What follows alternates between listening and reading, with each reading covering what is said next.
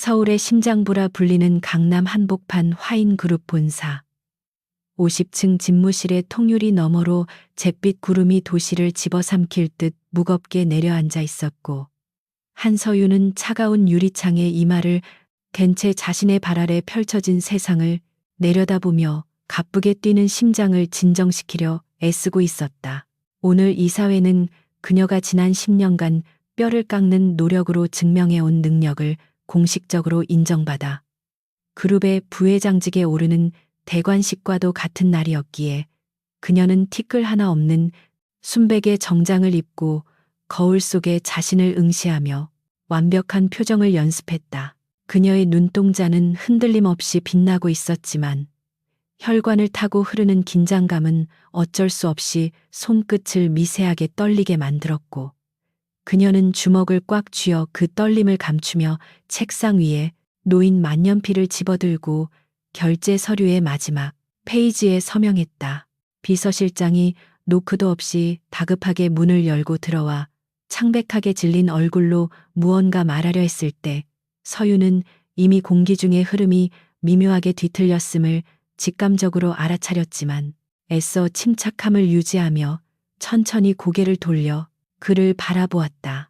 대회의실의 육중한 마호가니 문이 열리자 수십 명의 이사진과 주주들이 일제히 그녀를 향해 시선을 고정했는데, 그들의 눈빛에는 기대나 환영이 아닌 경멸과 의심, 그리고 알 수 없는 저게가 가득 차 있어 서윤은 숨이 턱 막히는 듯한 압박감을 느꼈다. 단상 중앙에 앉아 있는 아버지이자 화인그룹의 회장인 한진태는 딸이 들어오는 것을 보고도 눈길조차 주지 않은 채 굳게 입을 다물고 있었고, 그 옆에 앉은 이복 오빠 한민석만이 묘한 미소를 띠며 여유로운 자세로 서류를 넘기고 있었다. 서윤이 자리에 앉기도 전에 회의실의 측면문이 거칠게 열리며 검푸른 양복을 입은 서울중앙지검 특수부 수사관들이 들이닥쳤고, 그들의 손에는 체포영장이 들려 있었는데 그 순간 회의실 안은 쥐 죽은 듯 고요해졌다가 이내 웅성거리는 소리로 가득 찼다. 수사관 중 가장 직급이 높아 보이는 남자가 서윤의 앞으로 다가와 영장을 들이밀며 그녀가 페이퍼 컴퍼니를 통해 수천억 원의 비자금을 조성하고 그룹의 핵심 기술을 경쟁사인 해외 기업에 매각하려 했다는 혐의를 건조한 목소리로 읽어내려갔다. 서윤은 자신의 귀를 의심하며 자리에서 벌떡 일어났지만 수사관들은 거침없이 그녀의 양팔을 붙잡았고, 그녀는 억울함을 호소하기 위해 아버지를 바라보았으나 한 회장은 마치 더러운 것을 본 듯 고개를 돌리며 냉혹하게 비서에게 무언가를 지시할 뿐이었다. 그녀가 그토록 믿고 따랐던 아버지의 외면은 체포영장의 내용보다 더 큰 충격으로 다가와 심장이 산산조각 나는 듯한 고통을 안겨주었고, 그녀는 떨리는 목소리로 이것은 모함이라며 소리쳤지만 수사관들은 그녀의 말을 묵살하며 수갑을 채웠다. 차가운 금속이 손목에 닿는 순간 그녀는 현실 감각이 돌아오며 시선이 자연스럽게 한민석에게 향했는데, 그는 걱정스러운 표정을 짓고 있었지만 입가에는 억누를 수 없는 희열이 서린 비릿한 미소가 걸려 있었다.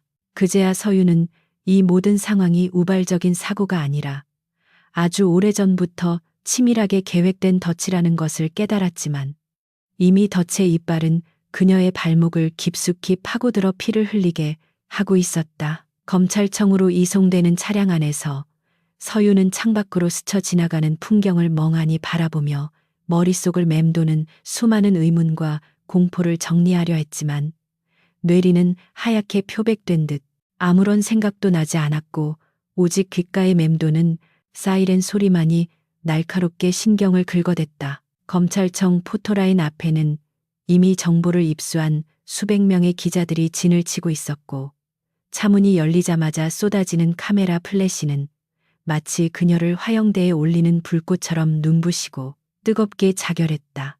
기자들은 그녀에게 마이크를 들이대며 국민을 기만하고 회사를 배신한 심경이 어떠냐고 무자비하게 질문을 던졌고, 그녀는 고개를 숙이지 않으려 안간힘을 썼지만 수사관들의 거친 손길에 떠밀려 마치 죄인처럼 고개를 숙인 채 계단을 올라야 했다. 그 짧은 순간 그녀는 자신이 평생 쌓아온 명예와 존엄이 바닥에 떨어져 짓밟히는 소리를 들었고 대중의 시선이 경외에서 혐오로 바뀌는 것을 피부로 생생하게 느꼈다. 조사실의 차가운 철제 책상 앞에 앉은 서유는 담당 검사가 제시하는 증거 서류들을 보며 경악을 금치 못했는데 그 서류들에는 그녀의 인감이 찍힌 비밀 계좌 개설 신청서와 해외 법인 설립 허가서 그리고 기술 유출에 관한 이메일 내역이 완벽하게 정리되어 있었다. 그녀는 결코 본 적도 없고 서명한 적도 없는 문서들이었지만 필적 감정 결과까지 첨부된 서류들은 너무나도 정교하여 그녀조차 자신의 기억을 의심하게 만들 정도였고 이것은 단순한 조작을 넘어선 예술에 가까운 위조였다. 검사는 그녀가 묵비권을 행사하거나 부인할수록 형량만 늘어날 것이라며 자백을 강요했고 그녀는 변호사를 요청했지만 회사 측에서 파견한 변호사는 그녀를 변호하기보다는 형량을 줄이는 협상에만 관심을 보이며 사실상 유죄를 인정하라는 태도를 취했다. 서유는 그 변호사조차 이미 한민석의 손아귀에 넘어가 있다는 사실을 깨닫고 등골이 오싹해지는 공포를 느꼈지만 고립무원의 상황에서 그녀가 할 수 있는 일은 아무것 없었다. 구치소 독방에 수감된 첫날 밤 서유는 좁고 습한 방구석에 웅크리고 앉아 벽에 난 작은 창문으로 들어오는 달빛을 바라보며 자신이 처한 비참한 현실을 되새김질했는데 밖에서는 그녀를 향한 마녀 사냥이 절정에 달해 뉴스에서는 연일 그녀의 사치스러운 사생활에 대한 거짓 보도와 인격 모독적인 기사를 쏟아내고 있었다. 그녀가 입었던 옷과 사용했던 물건들이 악의적인 편집과 함께 방송되면서 그녀는 탐욕의 화신으로 낙인 찍혔고 대중은 진실 여부와 상관없이 자극적인 가십을 소비하며 그녀를 난도질했다. 한때 그녀를 롤모델로 삼겠다던 젊은 여성들은 이제 그녀를 조롱거리로 삼았고 그룹 내부 게시판에는 그녀의 엄벌을 촉구하는 직원들의 탄원서가 빗발치고 있다는 소식이 변호사를 통해 전해졌다. 서유는 차라리 이 모든 것이 악몽이기를 간절히 바랐지만 거친 담요의 까끌까끌한 감촉과 코끝을 찌르는 곰팡내 섞인 공기는 이것이 피할 수 없는 현실임을 잔인하게 일깨워 주었다. 일주일 후 면회실 유리벽 너머로 나타난 사람은 그녀의 약혼자이자 태산건설의 후계자인 강지훈이었는데 그는 평소에 다정하고 젠틀한 모습은 온데간데 없이 차갑고 건조한 표정으로 그녀를 내려다보며 짧은 한숨을 내쉬었다. 그는 주머니에서 작은 상자를 꺼내 테이블 위에 올려놓지 않고 손에 쥔 채 만지작거리며 양가 어른들의 합의하에 파혼이 결정되었다는 사실을 통보했고 그룹의 이미지 타격을 최소화하기 위해 어쩔 수 없는 선택이었다고 덧붙였다. 서유는 그에게 사랑이나 위로를 기대한 것은 아니었지만 적어도 인간적인 예의나 믿음은 있을 것이라 생각했기에 그의 비겁한 변명은 비수처럼 가슴에 꽂혔고 그녀는 눈물조차 나오지 않는 메마른 눈으로 그를 응시했다. 지우는 그녀의 시선을 피하며 서둘러 자리를 떴고 서유는 텅 빈 면회실에 홀로 남겨져 유리창에 비친 자신의 초라한 모습을 바라보며 사랑이라고 믿었던 관계조차 권력과 이익 앞에서는 모래성처럼 쉽게 무너지는 것임을 뼈저리게 깨달았다. 재판은 일사천리로 진행되었고 모든 증인과 증거가 서윤에게 불리하게 작용하는 가운데 그녀는 최후 진술에서조차 판사의 제지를 받으며 제대로 된 변론을 하지 못했는데 판사는 이미 결론을 내려놓은 듯 지루한 표정으로 판결문을 읽어내려갔다. 징역 5년이라는 중형이 선고되자 방청석에서는 안도의 한숨과 야유가 뒤섞여 터져나왔고 서유는 멍한 표정으로 수갑을 찬 손을 내려다보며 자신의 인생이 완전히 끝났음을 받아들여야만 했다. 그러나 항소심 준비 기간 중 기적적으로 증거 불충분과 절차상의 오류를 지적한 익명의 제보 덕분에 보석으로 풀려나게 되었지만 그것은 자유가 아니라 또 다른 지옥의 시작이었다. 구치소 정문을 나서는 순간 그녀를 기다리는 것은 가족도 친구도 아닌 굶주린 하이에나 같은 기자들이었고 그녀는 옷이 찢어지고 머리카락이 뜯기는 수모를 겪으며 간신히 택시에 몸을 실어 도망치듯 현장을 빠져나갔다. 서윤이 갈 곳은 없었고 그녀 명의로 된 펜트하우스와 모든 자산은 이미 가압류 상태이거나 경매에 넘어가 있어 그녀는 주머니에 남은 몇 푼의 현금으로 허름한 모텔 방을 전전해야 했는데 화려한 조명 아래서 살던 그녀에게 곰팡이가 슬고 바퀴벌레가 기어다니는 좁은 방은 견디기 힘든 고문이었다. 그녀는 편의점 도시락으로 끼니를 때우며 텔레비전을 켰는데 화면에는 한민석이 화인그룹의 새로운 부회장으로 취임하여 혁신적인 경영 비전을 발표하는 모습이 생중계되고 있었다. 화면 속의 한민석은 자신감 넘치는 표정으로 그룹의 투명 경영을 약속하며 서윤의 비리 사건을 반면교사로 삼겠다고 목소리를 높였고 그 옆에는 서윤을 배신했던 비서실장과 임원들이 박수를 치며 환호하고 있었다. 그 장면을 보는 순간 서윤의 내면에서 무언가가 툭 하고 끊어지는 소리가 들리면서 참을 수 없는 구역질과 함께 뜨거운 분노가 용암처럼 끓어올라 그녀는 먹던 것을 개워내고 바닥을 뒹굴며 짐승 같은 울음을 토해냈다. 그날 밤 서윤은 수면제를 한 줌 털어 넣으려다 거울 속에 비친 자신의 눈동자를 보게 되었는데 헝클어진 머리카락과 살한 눈구멍 속에서도 여전히 죽지 않고 번뜩이는 생명력을 발견하고는 소스라치게 놀랐다. 그녀는 약병을 바닥에 내동댕이 치고 깨진 유리 조각을 손에 쥐며 이대로 죽어버리면 한민석과 그를 도운 배신자들이 샴페인을 터뜨리며 그녀의 죽음을 비웃을 것이라는 생각이 뇌리를 스쳤다. 죽음은 가장 편안한 도피처일지 몰라도 억울하게 빼앗긴 자신의 인생과 명예를 되찾는 방법은 아니었기에 그녀는 입술을 깨물어 피를 내며 복수를 다짐했다. 하지만 지금의 그녀는 가진 것이 아무것도 없는 빈털터리에 전과자라는 낙인까지 찍힌 상태였으므로 거대한 화인그룹이라는 성벽을 무너뜨리기 위해서는 지금과는 전혀 다른 힘과 지혜가 필요하다는 것을 냉정하게 인식했다. 그녀는 문득 대학 시절 자신에게 경영학이 아닌 인간의 본성과 권력의 어두운 이면을 가르쳐 주었던 그러나 아버지에 의해 학계에서 매장당하고 사라진 괴짜 스승백 교수를 떠올렸다. 서윤은 낡은 배낭 하나에 단촐한 짐을 챙겨 새벽 첫차를 타고 서울을 떠났는데 그녀가 향한 곳은 지도에도 제대로 나오지 않는 남해의 외딴 섬 끝자락에 위치한 작은 어촌 마을이었다.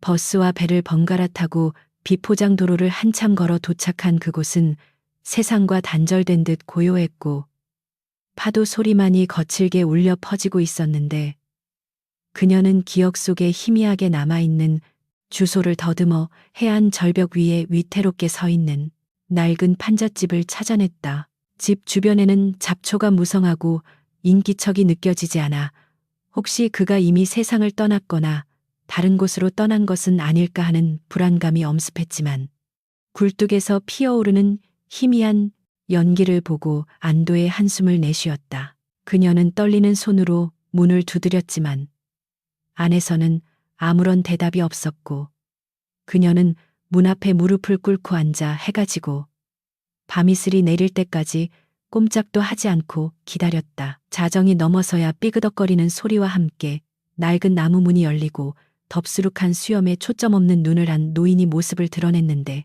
그는 서윤을 보고도 놀란 기색 없이 마치 길가에 굴러다니는 돌멩이를 보듯 무심한 표정으로 쳐다보았다. 서윤은 갈라진 목소리로 자신이 누구인지 그리고 왜 이곳에 왔는지를 설명하려 했지만 노인은 듣기 싫다는 듯 손사래를 치며 당장 돌아가라고 소리쳤고 문을 닫으려 했다. 서윤은 닫히는 문틈 사이로 손을 집어넣어 문을 막으며 절박하게 외쳤는데 손가락이 문에 끼어 으깨지는 고통이 느껴졌지만 그녀는 비명조차 지르지 않고 붉게 충혈된 눈으로 노인을 쏘아보았다. 그녀의 눈빛에는 살려달라는 애원이 아닌 자신을 지옥에서 건져 올려 악마들을 심판할 칼을 달라는 섬뜩한 살기가 서려 있었고 그 강렬한 기운에 노인은 잠시 멈칫하며 그녀의 얼굴을 유심히 뜯어보았다. 노인, 즉 백 교수는 한참 동안 서윤을 응시하다가 문을 활짝 열고는 들어오라는 말 대신 묵묵히 뒤돌아 안으로 들어갔는데 집안은 책과 술병들이 어지럽게 널려 있어 발 디딜 틈조차 없었다. 그는 구석에 있는 낡은 소파에 털썩 주저앉아 독주를 병째 들이켜고는 서윤에게 너 같은 온실 속의 화초가 감당할 수 있는 일이 아니라며 비웃듯 내뱉었다. 하지만 서윤은 그의 앞에 무릎을 꿇고 앉아 자신의 모든 것이 불타 없어진 지금 남은 것은 오직 그들을 향한 증오뿐이며 그 증오를 연료 삼아 스스로를 태워서라도 그들을 파멸시키겠다고 차분하지만 단호한 어조로 말했다. 백 교수는 그녀의 말에서 10년 전 강의실에서 보았던 총명하지만 오만했던 여대생의 모습은 사라지고 벼랑 끝에 몰린 맹수의 본능만이 남았음을 간파하고 흥미로운 듯 입가에 묘한 미소를 지었다. 그는 술병을 내려놓으며 만약 네가 지옥불에 뛰어들 각오가 되어 있다면 내가 그 불길을 다루는 법을 가르쳐 주마라고 나지막이 속삭였다.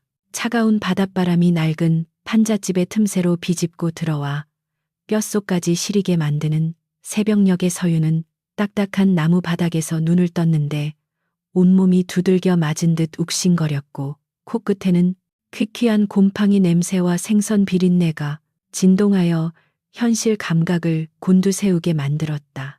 어젯밤의 일이 꿈이기를 바랐지만 눈앞에 펼쳐진 거미줄, 처진 천장과 벗겨진 벽지는 그녀가 더 이상 화인그룹의 부회장 후보가 아니라 세상 끝으로 내몰린 도망자 신세임을 잔인하게 확인시켜 주었으며 그녀는 무거운 몸을 일으켜 비틀거리는 걸음으로 밖으로 나갔다. 밖에는 백 교수가 절벽 끝에 위태롭게 걸터앉아 낚싯대를 들이우고 있었는데 그의 뒷모습은 고독하다기보다는 세상 모든 것에 무관심한 바위처럼 보였고 서윤은 그에게 다가가 무엇부터 시작하면 되겠냐고 물었으나 그는 그녀를 쳐다보지도 않은 채 낚싯대만 응시하며 배가 고프면 저기 양동이에 있는 생선이나 손질해서 밥을 지으라고 퉁명스럽게 내뱉었다.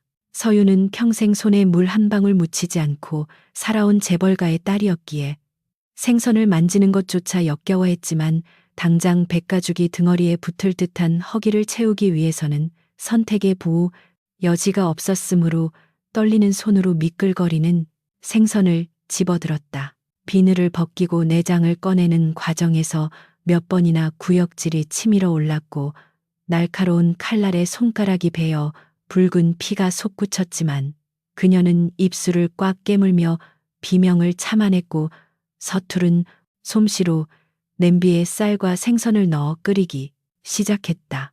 연기가 매캐하게 피어오르고 눈물이 줄줄 흘러내리는 와중에도 백 교수는 한 번도 뒤를 돌아보지 않았는데 서유는 그가 자신을 시험하고 있다는 것을 직감적으로 알 수 있었기에 오기가 발동하여 검게 그을린 밥과 비린내가 가시지 않은 생선탕을 쟁반에 담아 그의 옆에 거칠게 내려놓았다. 백 교수는 그제야 고개를 돌려 엉망진창이 된 밥상을 힐끗 보더니 숟가락을 들어 한 입 맛보고는 맛이 형편없다며 혀를 찼지만 묵묵히 그릇을 비웠고 서윤 역시 바닥에 주저앉아 꾸역꾸역 음식을 목구멍으로 밀어넣으며 생존을 위한 처절한 식사를 마쳤다. 식사가 끝나자마자 백 교수는 서윤에게 낡은 도끼를 던져주며 겨울을 날 장작을 패우라고 지시했는데 그것은 가르침이 아니라 단순한 노동 착취처럼 보였지만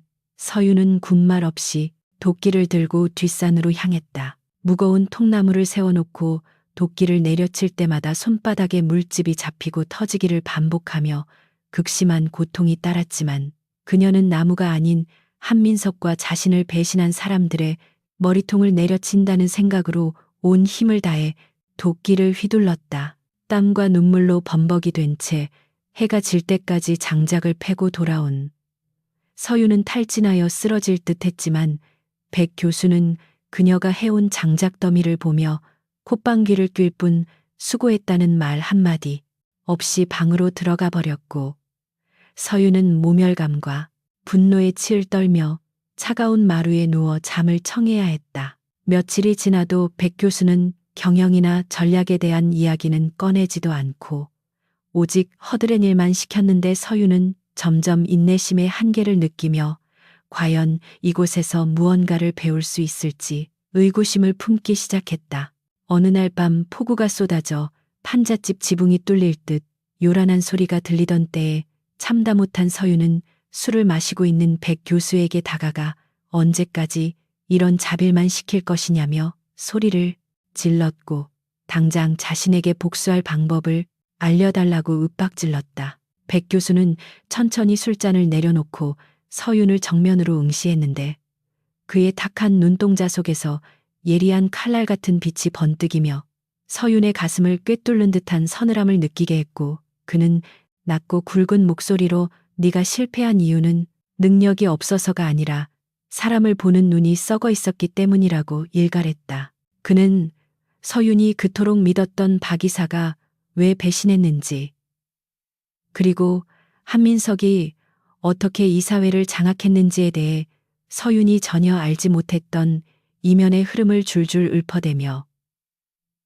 그녀가 자만심에 빠져 주변을 살피지 않았던 지난날의 과오를 적나라하게 해부했다. 서윤은 반박하려 입을 열었지만 그의 말은 하나하나가 뼈아픈 진실이었기에 아무런 말도 하지 못하고 고개를 떨구었으며 처음으로 자신의 무지함과 오만함을 뼈저리게 인정할 수밖에 없었다. 백 교수는 서윤의 자존심을 짓밟는 것에 그치지 않고 그녀가 입고 있던 고급 정장과 구두 그리고 그녀가 몰래 숨겨두었던 가족 사진까지 모두 마당으로 가지고 나가 빗속에서 불태우라고 명령했는데 그것은 서윤에게 남아있는 마지막 미련과 정체성을 지워버리라는 잔인한 요구였다. 서윤은 불타오르는 장작더미 앞에서 망설였지만 과거의 한서윤으로 남아서는 결코 미래를 바꿀 수 없다는 백 교수의 말을 곱씹으며 떨리는 손으로 자신의 물건들을 불길 속으로 던져 넣었다. 타오르는 불꽃 속에서 가족 사진이 검게 그을리며 사라지는 모습을 보며 서윤은 가슴 한구석이 뻥 뚫리는 듯한 상실감을 느꼈지만 동시에 족쇄처럼 그녀를 옥죄고 있던 과거의 감정들이 연기와 함께 날아가는 것을 느꼈다. 그녀는 빗물과 눈물이 뒤섞인 얼굴로 불꽃을 바라보며 마음속으로 장례식을 치렀고 이제 세상에 화인그룹의 상속녀 한서윤은 죽고 오직 복수를 위해 살아가는 이름 없는 그림자만이 남았음을 스스로에게 선언했다. 그날 이후 백 교수의 태도는 조금씩 달라졌는데 그는 더 이상 서윤에게 육체노동만을 강요하지 않고 낡은 서재에 꽂혀 있는 수천 권의 책들을 읽게 했는데 그 책들은 경제학 서적이 아니라 심리학과 군사 전략 그리고 역사서와 고전들이었다.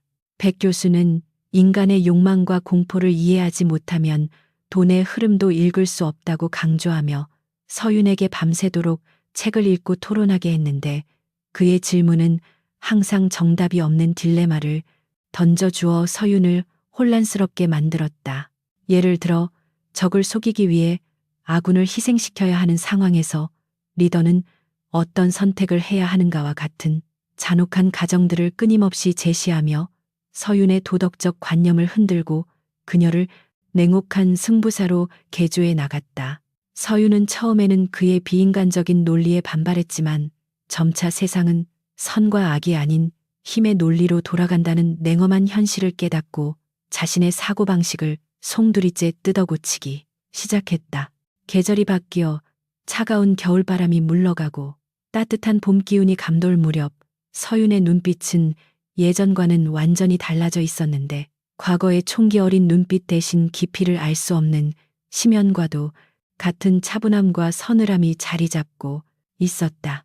그녀는 이제 거친 음식도 아무렇지 않게 먹고 험한 산길을 뛰어다녀도 숨이 차지 않을 만큼 강인한 체력을 갖게 되었으며 백 교수의 난해한 질문에도 막힘없이 자신의 논리를 펼칠 수 있게 되었다. 백 교수는 그런 서윤을 보며 만족스러운 듯 고개를 끄덕였고 이제 실전 기술을 가르쳐 줄 때가 되었다며 창고 깊숙한 곳에서 먼지 쌓인 낡은 노트북 한 대를 꺼내왔다. 그는 노트북을 켜고 복잡한 그래프와 숫자들이 춤추는 화면을 보여주며 이것이 바로 총성 없는 전쟁터인 금융시장의 민낯이라며 주식시장의 허점과 페이퍼 컴퍼니를 이용한 자금, 세탁, 그리고 여론을 조작하는 정보전의 기술들을 전수하기 시작했다. 서유는 스펀지가 물을 빨아들이듯 백 교수의 모든 가르침을 흡수했는데 그녀의 명석한 두뇌는 복잡한 금융공학을 순식간에 이해하고 응용하여 가상의 투자 시뮬레이션에서 놀라운 수익률을 기록하며 백 교수를 놀라게 했다. 백 교수는 그녀에게 단순히 돈을 버는 법이 아니라 돈을 무기로 삼아 상대방의 목줄을 죄는 법을 가르쳤는데 기업의 약점을 찾아내어 공격하고 내부 고발자를 매수하며 가짜 뉴스를 퍼뜨려 주가를 폭락시키는 등의 어둠의 기술들이었다. 서유는 과거의 자신이라면 상상조차 할 수 없었던 비열하고 불법적인 방법들에 잠시 죄책감을 느꼈지만 한민석이 자신에게 했던 짓을 떠올리며 마음을 다잡고 악마를 잡기 위해서는 더 지독한 악마가 되어야 한다는 사실을 되뇌었다.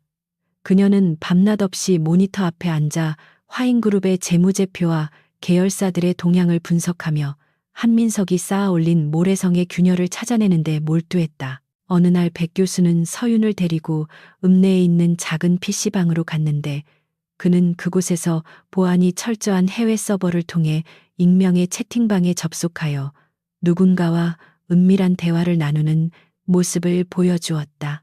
그는 서윤에게 정보야말로 현대 사회의 가장 강력한 권력이라며 자신이 구축해 놓은 정보원 네트워크인 섀도우에 대해 설명해 주었는데 그들은 사회 각계각층에 숨어 있는 해커와 흥신소 직원 그리고 부패한 공무원들로 구성되어 있었다. 백 교수는 서윤에게 이 네트워크의 접속 권한을 넘겨주며 이제부터 네가 이들의 새로운 주인이 되어 정보를 수집하고 판을 짜야 한다고 말했는데 그것은 그녀에게 날개를 달아주는 것과 다름없었다. 서윤은 떨리는 손으로 키보드를 두드리며 섀도우의 멤버들에게 첫 지령을 내렸는데 그것은 바로 한민석의 최측근이자 자신의 비서실장이었던 김 실장의 사생활을 털어 약점을 찾아내라는 것이었다.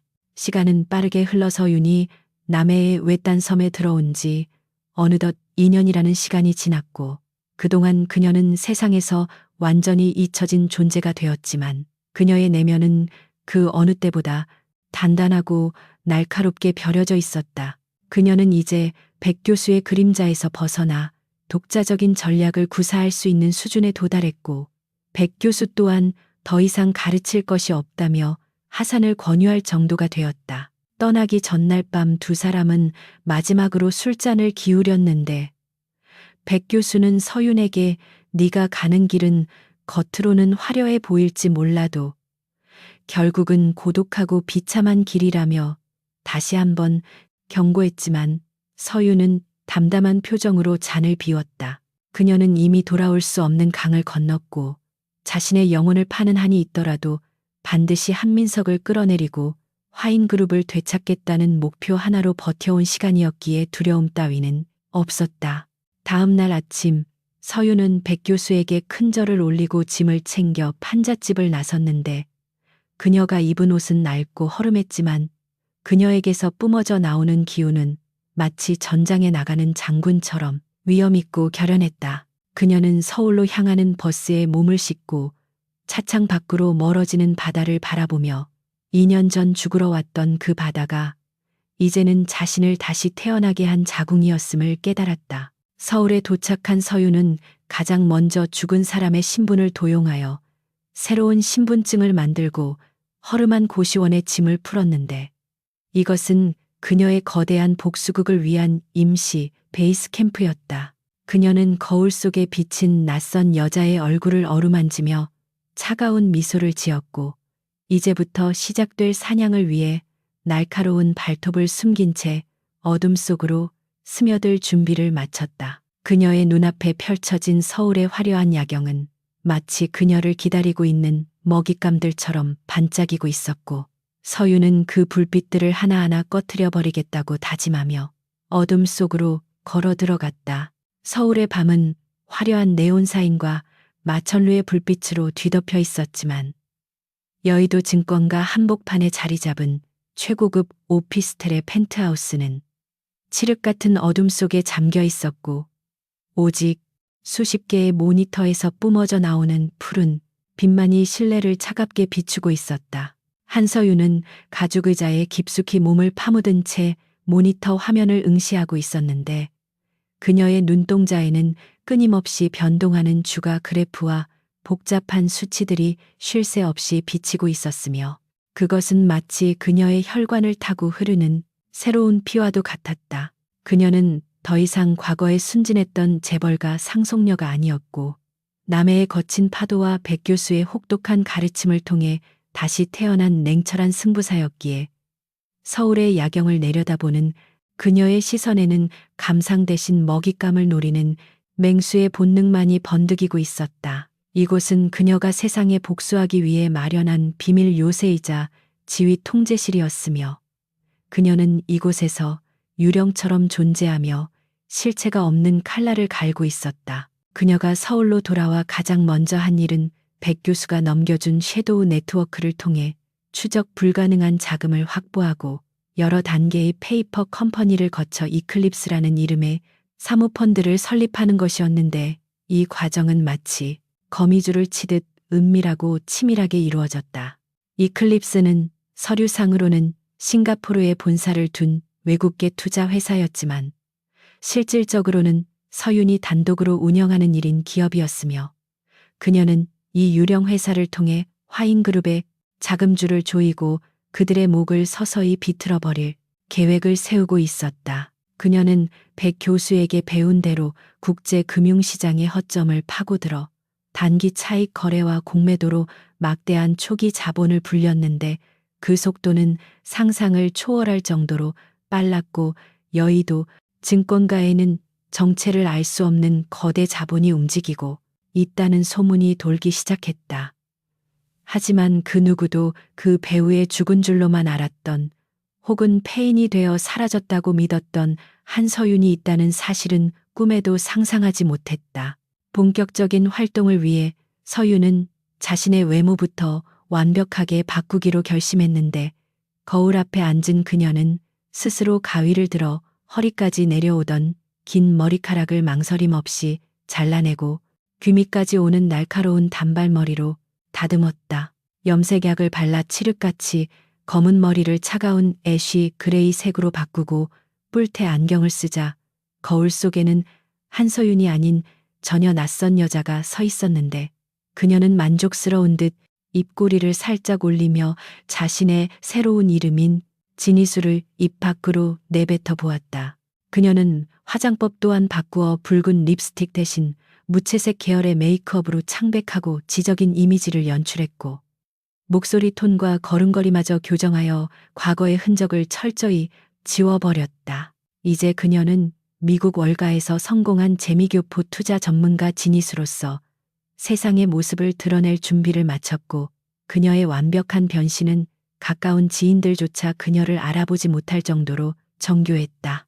서윤의 첫 번째 타겟은 화인그룹의 계열사 중 하나인 성일유통이었는데, 겉으로는 평범한 물류회사처럼 보였지만 실제로는 한민석이 비자금을 조성하고 불법적인 거래를 일삼는 자금 세탁의 통로였다.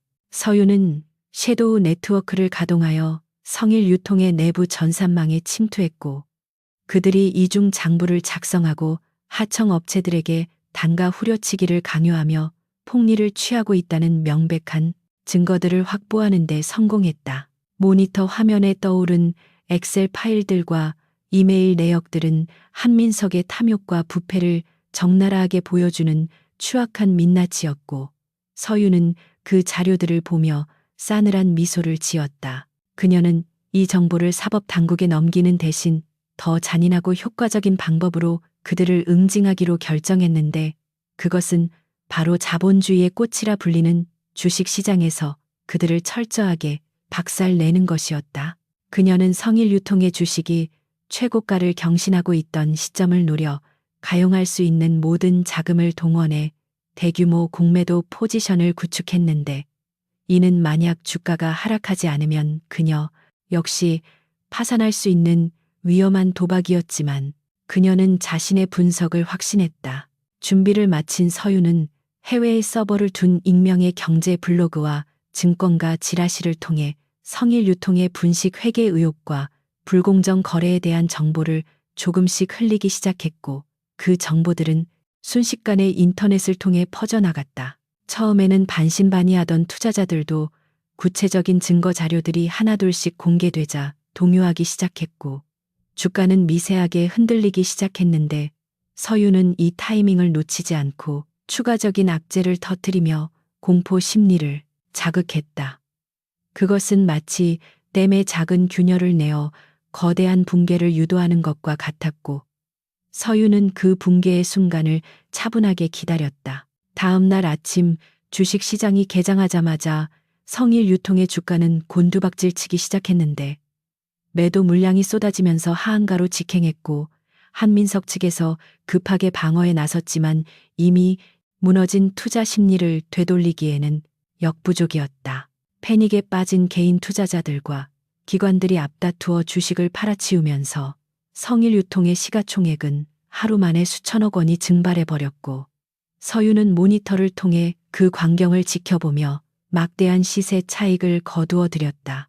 그녀가 벌어들인 돈은 고스란히 한민석의 주머니에서 나온 것이나 다름없었고, 그녀는 이 자금을 다시 클립스의 몸집을 불리는 데 재투자하여 다음 공격을 위한 총알로 비축했다.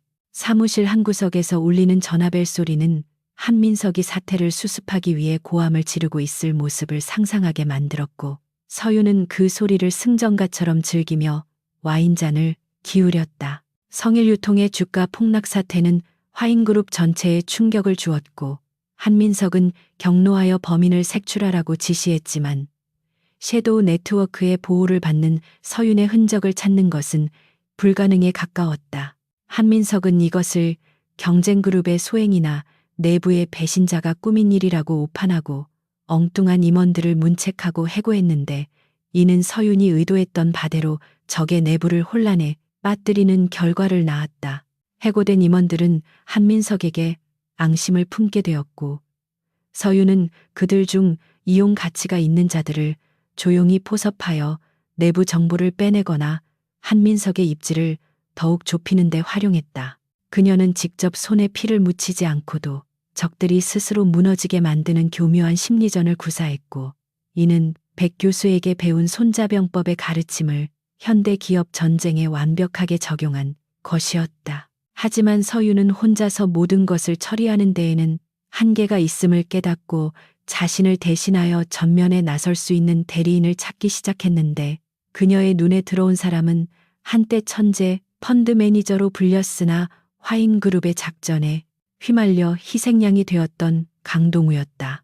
그는 감옥에서 출소한 뒤 폐인처럼 지내며 알코올에 의존해 살아가고 있었는데, 서유는 그의 뒷조사를 통해 그가 여전히 한민석에 대한 복수심을 품고 있다는 것을 확인했다. 서유는 허름한 선술집 구석에서 소주를 마시고 있는 강동우에게 접근하여 그의 앞에 두툼한 서류 봉투를 내려놓았는데, 그는 귀찮다는 듯 고개를 돌렸지만 봉투 속에 들어있는 성일 유통 작전의 설계도를 보고는 눈이 휘둥그레졌다. 서유는 그에게 자신과 손을 잡으면 잃어버린 명예와 돈을 되찾아주고 무엇보다 한민석을 파멸시킬 기회를 주겠다고 제안했다. 강동우는 처음에는 서윤의 제안을 의심하며 그녀의 정체를 캐물었지만, 진이수라는 가면을 쓴 서윤은 자신의 진짜 정체는 밝히지 않은 채 오직 이클립스의 비전과 능력만을 보여주며 그를 설득했다. 서윤은 강동우가 거절할 수 없는 조건인 막대한 연봉과 완벽한 자율권을 제시했고, 무엇보다 그의 썩어버린 야망을 다시 불지피는 말들로 그의 심장을 자극했다. 결국 강동우는 서윤의 손을 잡기로 결심했고, 그는 말끔한 양복을 차려입고 이클립스 인베스트먼트의 공식적인 대표이사로 취임하게 되었다. 강동우의 영입으로 서유는 그림자 속에 숨어 더욱 자유롭게 전략을 짤 수 있게 되었고, 강동우는 서윤의 지시를 받아 언론과 재계를 상대하며 이클립스의 존재감을 부각시키는 역할을 완벽하게 수행했다. 두 사람의 조합은 마치 창과 방패처럼 완벽했고, 화인그룹을 향한 그들의 진군은 거침이 없었다. 이클립스 인베스트먼트는 여의도의 최고급 빌딩에 사무실을 내고 본격적인 기업 사냥에 나섰는데, 그들은 화인그룹과 관련된 부실 채권을 헐값에 사들이고 경영권 분쟁이 있는 계열사의 지분을 매집하며 공격적인 행보를 자나 보였다. 재계에서는 혜성처럼 등장한 이클립스의 배경을 두고 온갖 추측이 난무했지만 그 실체는 베일에 쌓여 있었고, 강동우는 인터뷰에서 애매모호한 답변으로 신비주의 전략을 고수하며 대중의 호기심을 자극했다. 한민석은 이클립스의 공격적인 투자가 신경 쓰였지만 아직까지는 그들이 자신을 노리는 칼날이라는 것을 인지하지 못한 채 단순히 돈 냄새를 맡고 달려든 하이에나 정도로 치부하고 있었다. 서유는 그런 한민석의 방심을 이용하여 더욱 과감하게 덫을 놓았고, 그 덫은 서서히 한민석의 목을 향해 조여들고 있었다. 어느 날 서유는 강동우를 통해 입수한 정보를 바탕으로 화인그룹의 핵심 사업인 반도체 부문의 신기술 개발이 지연되고 있다는 사실을 알게 되었는데, 한민석은 주가 방어를 위해 이 사실을 은폐하고 허위 공시를 준비하고 있었다. 서유는 이것이야말로 한민석에게 치명타를 날릴 수 있는 기회라고 판단하고 백 교수의 섀도우 네트워크와 강동우의 인맥을 총동원하여 내부 고발자를 찾아내는 데 집중했다. 그녀는 연구소의 책임 연구원 중 한 명이 부당한 대우를 받고 해고 위기에 처해 있다는 것을 알아내고 그에게 접근하여 신변 보호와 거액의 보상금을 약속하며 내부 문건을 빼내도록 유도했다. 작전은 성공적이었고 서윤의 손에는 화인그룹 반도체 기술의 결함과 개발 실패를 증명하는 1급 비밀 문서가 쥐어지게 되었다. 서윤은 이 문서를 바로 터뜨리는 대신 다가오는 화인그룹의 창립 기념일 파티를 디데이로 잡았는데, 그날은 전 세계의 정재계 인사들이 모이는 자리였기에 한민석에게 줄 수 있는 망신과 타격이 극대화될 수 있는 최적의 타이밍이었다. 그녀는 강동우를 통해 파티의 VIP 초대장을 확보했고, 자신 또한 진희수라는 이름으로 파티에 참석하기 위해 최고급 드레스를 맞추고 파티의 동선을 체크하는 등 만반의 준비를 갖추었다. 창립 기념일이 다가올수록 서울의 공기는 팽팽한 긴장감으로 가득 찼고, 서유는 밤마다 파티장에서 한민석과 마주하는 장면을 시뮬레이션하며 복수의 칼날을 더욱 날카롭게 갈았다. 그녀는 거울 속에 자신을 보며 속삭였는데, 이번 파티는 화인그룹의 축제가 아니라 그들의 몰락을 알리는 장송곡이 울려 퍼지는 자리가 될 것이라고 다짐했다. 파티 당일 서유는 칠흑 같은 블랙 드레스를 입고 화려한 보석으로 치장한 채 리무진에 올랐는데, 그녀의 모습은 마치 어둠 속에서 피어난 흑장미처럼 고혹적이면서도 위험한 아우라를 풍기고 있었다. 행사장 입구에는 수많은 취재진이 몰려들어 플래시를 터뜨렸지만 서유는 선글라스 너머로 그들을 냉소적으로 바라보며 당당하게 레드 카펫을 밟고 행사장 안으로 들어섰다. 화려한 샹들리에 아래서 샴페인을 마시며 웃고 떠드는 사람들의 모습은 2년 전 그녀가 추락하던 날의 기억과 겹쳐져 구역질을 유발했지만, 그녀는 가면 같은 미소를 유지하며 사람들 틈으로 섞여 들어갔다. 저 멀리 단상 위에서 의기양양하게 웃고 있는 한민석의 모습이 보였고, 서유는 샴페인 잔을 꽉 쥐며 그에게 다가갈 순간을 기다리며 숨을 골랐다. 이제 곧 화려한 쇼가 시작될 것이었고, 그 쇼의 주인공은 한민석이 아닌 돌아온 여왕 한서윤이 될 것이었다. 화려한 샹들리에 불빛이 쏟아지는 그랜드 볼룸 안은 대한민국 경제를 움직이는 거물들의 가식적인 웃음소리와 크리스털 잔이 부딪히는 청아한 소리로 가득 채워져 있었지만 한서윤에게는 그 모든 소음이 마치 짐승들이 먹이를 앞에 두고 으르렁거리는 소리처럼 들려와 본능적인 역겨움을 불러일으켰다. 그녀는 검은색 실크 드레스 자락을 우아하게 휘날리며 인파 속을 유유히 가로질러 나갔는데 그녀의 주변에는 강동우 대표가 호위무사처럼 딱 붙어서서 호시탐탐 접근하려는 사람들을 정중하게 차단하고 있었다. 단상 위에서는 한민석이 마이크를 잡고 화인그룹의 새로운 100년을 약속하는 연설을 늘어놓고 있었는데 그의 목소리에는 자신감이 넘쳐 흘렀지만 서윤의 눈에는 그 이면에 숨겨진 불안과 인정 욕구가 훤히 들여다보여 비웃음을 참느라 입술을 깨물어야 했다. 그녀는 웨이터의 쟁반에서 차가운 샴페인 한 잔을 집어들고 한민석을 향해 보이지 않는 건배를 제의하며 이제 곧 그 자신감 넘치는 얼굴이 어떻게 일그러질지 상상하며 전율을 느꼈다.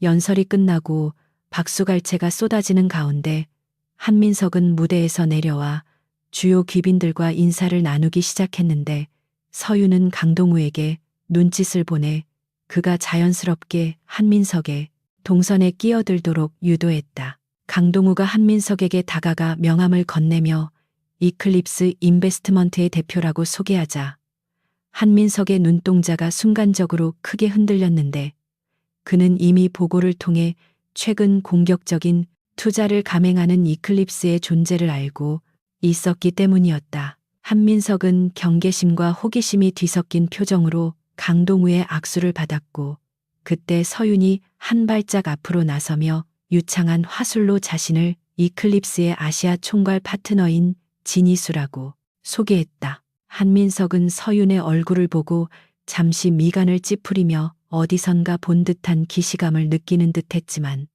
짙은 화장과 짧은 단발머리 그리고 완전히 달라진 분위기 때문에 그녀가 자신이 파멸시킨 이복 동생이라는 사실은 꿈에도 짐작하지 못하고 그저 매력적인 투자자라고만 생각했다. 서윤은 한민석의 의심 어린 시선을 정면으로 받아내며 여유로운 미소를 지어 보였는데 그녀의 심장은 터질 듯이 뛰고 있었지만 겉으로는 얼음처럼 차가운 침착함을 유지하며 그에게 화인그룹의 반도체 비전의 깊은 감명을 받았다는 거짓 칭찬을 건넸다. 한민석은 그녀의 칭찬에 우쭐해져 경계심을 풀고 자신의 경영 철학에 대해 떠벌리기 시작했는데 서윤은 그의 말에 적당히 맞장구를 치면서도 교묘하게 반도체 수율 문제와 관련된 예리한 질문을 던져 그를 당황하게 만들었다. 한민석이 대답을 머뭇거리는 순간 서윤은 타이밍을 놓치지 않고 핸드백 속에 숨겨둔 소형 송신기를 작동시켰고 이는 미리 매수해둔 기자가 파티장 외부에서 터뜨릴 특종 기사의 신호탄이 되었다. 몇 분 지나지 않아 연회장에 있는 사람들의 휴대전화가 일제히 울리기 시작했고 화인그룹의 차세대 반도체 결함 은폐 의혹이라는 속보가 대형 스크린의 뉴스 채널을 통해 생중계되자 장내는 순식간에 아수라장으로 변했다. 한민석의 얼굴은 사색이 되어 굳어졌고 비서진들이 다급하게 단상으로 올라와 그를 에워싸고 밖으로 대피시키려 했지만 이미 몰려든 기자들이 플래시를 터뜨리며 그에게 마이크를 들이대고 질문 공세를 퍼부었다. 서윤은 혼란스러운 인파 속에서 뒤로 한 걸음 물러나 그 광경을 지켜보았는데 샴페인 잔을 입가에 댄 채 미소를 짓는 그녀의 모습은 마치 불타오르는 로마를 바라보는 네로 황제처럼 잔혹하고도 아름다웠다.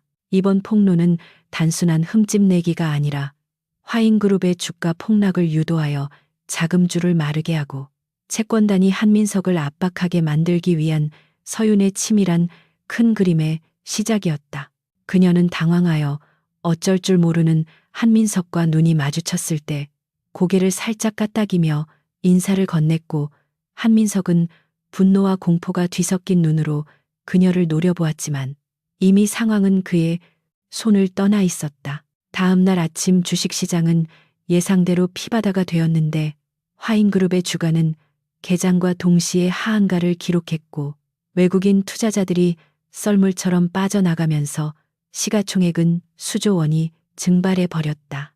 한민석은 긴급 기자회견을 열어 기술적 결함은 사실 무근이며 악의적인 루머라고 해명했지만 서윤이 섀도우 네트워크를 통해 익명으로 공개한 내부 실험 데이터와 연구원들의 녹취록은 그의 해명을 명백한 거짓말로 만들어 버렸다. 여론은 급격히 악화되었고 시민단체들은 화인그룹 본사 앞에서 경영진의 사퇴를 요구하는 시위를 벌였으며 청와대 국민청원 게시판에는 한민석에 대한 수사를 촉구하는 글이 쇄도했다.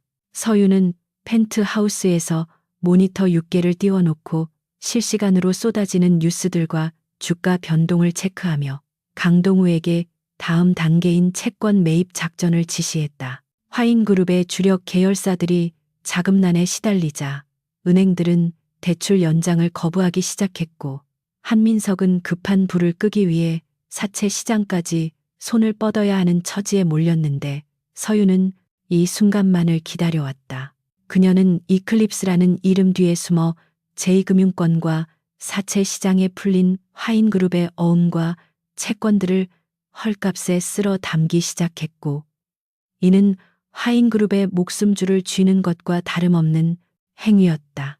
특히 건설 경기의 침체로 유동성 위기를 겪고 있던 화인건설의 부실 채권은 집중적인 매입 대상이 되었는데 서윤은 화인건설을 무너뜨림으로써 그룹 전체의 지배 구조를 흔들 계획을 세우고 있었다. 강동우는 서윤의 지시에 따라 채권단 회의에 참석하여 가장 많은 지분을 가진 채권자로서 목소리를 높이며 한민석에게 고강도의 구조 조정과 자산 매각을 요구했다. 한민석은 이클립스가 단순한 투자 회사가 아니라 자신을 노리는 사냥개라는 것을 뒤늦게 깨닫고 격분했지만 법적으로 채권자의 권리를 행사하는 그들을 막을 방법은 없었기에 분통을 터뜨릴 수밖에 없었다. 그는 자신의 집무실에서 값비싼 도자기들을 집어던지며 소리를 질렀고 비서실장에게 이클립스의 뒷조사를 다시 하라고 명령했지만 서윤이 만들어 놓은 철벽 같은 보안과 가짜 신분들은 그들의 추적을 무력화시켰다. 궁지에 몰린 한민석은 무리수를 두기 시작했는데 그는 부진을 만회하기 위해 정부가 추진하는 대규모 리조트 사업 입찰에 사활을 걸기로 결심하고 무모한 뇌물 공세와 저가 입찰을 감행하려 했다. 서윤은 도청 장치를 통해 한민석의 이러한 계획을 실시간으로 감청하고 있었고 그가 스스로 파놓은 무덤으로 걸어 들어가는 것을 보며 회심의 미소를 지었다. 서윤은 한민석이 리조트 사업에 올인하도록 부추기기 위해 경쟁사들이 입찰을 포기한다는 헛소문을 퍼뜨리고 고위 공무원들에게 줄을 대는 브로커를 매수하여 한민석에게 접근시켜 성공을 확신하게 만들었다. 한민석은 브로커의 달콤한 말에 속아 막대한 비자금을 동원해 로비 자금을 마련했고 그 과정에서 계열사 자금을 횡령하는 불법을 저질렀는데 이 모든 증거는 고스란히 서윤의 손안으로 들어왔다. 서윤은 당장 이 증거를 터뜨리는 대신 한민석이 리조트 사업을 수주하고 공사를 시작하여 돌이킬 수 없는 지점까지 가기를 기다렸는데 그래야만 그가 쏟아부은 모든 돈과 노력이 물거품이 되고 그룹 전체가 회복 불가능한 타격을 입을 것이기 때문이었다. 그녀는 낚싯바늘에 걸린 물고기의 힘을 빼듯 줄을 풀었다 당겼다를 반복하며 한민석을 완벽하게 조종하고 있었다. 한편 서윤은 한민석의 최측근이자 과거 자신을 모함하는 데 앞장섰던 박상무를 타깃으로 삼아 개별적인 응징과 포섭 작전을 동시에 진행했는데 박상무는 도박 중독에 빠져 사채, 빚에 허덕이고 있었다. 서윤은 섀도우를 통해 박상무가 강원도 카지노를 드나드는 증거 사진과 차용증을 확보한 뒤 어느 비 오는 날 밤 그가 자주 가는 고급바의 독실에서 그를 기다렸다. 박상무가 문을 열고 들어왔을 때 소파에 앉아있던 서윤은 천천히 고개를 들어 그를 바라보았고 박상무는 죽은 줄 알았던 한서윤이 살아 돌아와 자신의 눈앞에 있다는 사실에 경악하여 뒷걸음질 쳤다. 서윤은 공포에 질린 그에게 차가운 목소리로 인사를 건네며 테이블 위에 놓인 서류 봉투를 턱짓으로 가리켰는데 그 안에는 그의 도박빚을 갚아줄 수표와 함께 그가 횡령한 공금, 내역서가 들어있었다. 박상무는 무릎을 꿇고 살려달라고 애원하며 바닥에 머리를 띠었는데 서윤은 그의 비굴한 모습을 혐오스러운 눈길로 내려다보며 그에게 두 가지 선택지를 제시했다. 하나는 횡령 혐의로 감옥에 가고 파멸하는 것이었고 다른 하나는 자신의 첩자가 되어 한민석의 일거수일투족을 보고하고 결정적인 순간에 그를 배신하는 것이었는데 박상무는 망설임 없이 후자를 택했다. 서윤은 그에게 충성 서약을 받는 대신 그의 휴대전화에 도청 앱을 설치하게 하고 앞으로의 행동 지침을 하달했는데 이제 한민석의 집무실에서 일어나는 모든 대화는 서윤의 귀로 직접 전달되게 되었다. 내부의 적을 확보한 서윤은 전보다 훨씬 정교하고 치명적인 공격을 준비할 수 있게 되었고 한민석은 자신의 그림자 속에 칼을 든 암살자가 숨어 있다는 사실을 모른 채 점점 더 깊은 수렁으로 빠져들었다.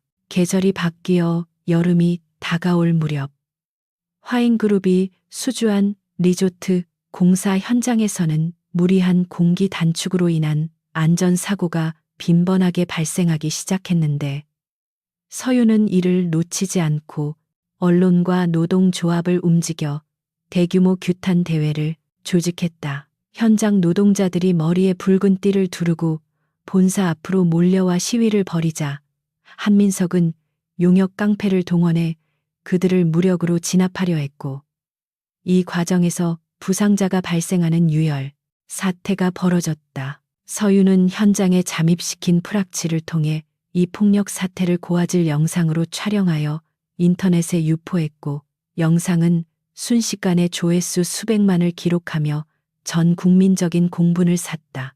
한민석은 악덕 기업주라는 낙인이 찍혀 여론의 십자포화를 맞게 되었고 그룹의 불매 운동까지 확산되면서 매출은 곤두박질 쳤다. 한민석은 연일 계속되는 악재에 정신적으로 무너지기 시작했는데 그는 불면증에 시달리며 신경 안정제와 술에 의존하지 않고는 하루도 버틸 수 없는 지경에 이르렀다. 그는 집무실에서 누구도 믿지 못하고 히스테리를 부리며 애굜은 직원들에게 화풀이했고 심지어 자신을 돕던 이사들마저 의심하여 내치기 시작했는데 이는 서윤이 의도한 대로 그를 고립시키는 결과를 낳았다. 서윤은 펜트하우스의 창가에 서서 비 내리는 서울 시내를 내려다보며 와인을 한 모금 머금었는데 쌉싸름한 와인의 맛이 마치 복수의 맛처럼 느껴졌다.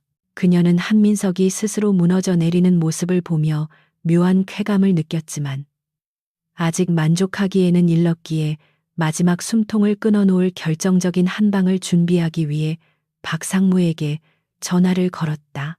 서윤의 다음 계획은 한민석이 비자금을 관리하는 비밀 금고의 위치와 장부를 빼내는 것이었는데 박상무는 한민석이 가장 신뢰하는 금고지기가 관리하는 별장의 지하 벙커에 모든 비밀이 숨겨져 있다는 정보를 제공했다. 서윤은 백 교수에게 연락하여 최고의 금고털이 기술자와 해커를 지원받았고 폭풍우가 몰아치는 밤을 틈타 별장에 잠입할 작전을 세웠다. 그녀는 검은색 전술복장을 입고 거울 앞에 서서 자신의 모습을 점검했는데 화려한 드레스나 정장보다 어둠 속에 녹아드는 이 복장이 지금의 자신에게 더 잘 어울린다고 생각했다. 이제 그녀는 책상 앞에 앉아 펜을 굴리는 전략가가 아니라 직접 적진 깊숙이 침투하여 심장을 도려내는 자객이 되어야 했고 그녀의 눈빛은 그 어느 때보다 차갑고 날카롭게 빛나고 있었다. 별장으로 향하는 차 안에서 서윤은 차창을 때리는 빗소리를 들으며 과거 아버지가 자신에게 했던 말을 떠올렸는데 그는 항상 사업가는 피도 눈물도 없어야 한다고 강조했었다. 서윤은 이제야 아버지의 그 말을 진정으로 이해할 수 있었고 자신이 아버지가 원했던 진정한 괴물이 되었음을 인정하며 씁쓸한 미소를 지었다. 운전대를 잡은 강동우는 백미러로 서윤의 표정을 살피며 긴장한 기색을 보였지만 서윤은 흔들림 없는 목소리로 작전 개시를 명령했다. 어둠을 뚫고 질주하는 검은 세단은 마치 저승사자의 마차처럼 보였고 그들이 도착할 곳에는 한민석의 운명을 결정지을 판도라의 상자가 기다리고 있었다. 폭우가 쏟아지는 밤하늘을 가르는 번개와 함께 한민석의 별장은 순간적으로 하얗게 번뜩이다.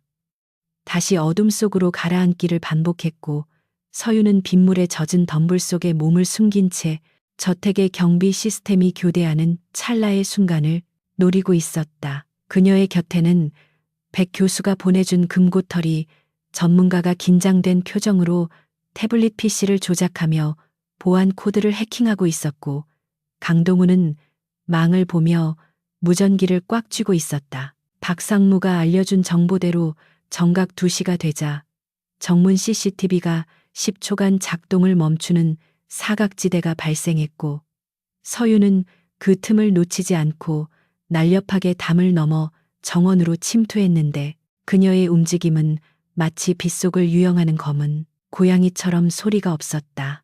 진흙탕에 발이 빠지고 가시덤불에 옷이 찢어졌지만 서유는 고통을 느낄 겨를도 없이 본관 건물 뒤편의 쪽문을 향해 질주했고 미리 복제해온 마스터키를 꽂아 넣자 굳게 닫혀있던 문이 둔탁한 소리를 내며 열렸다.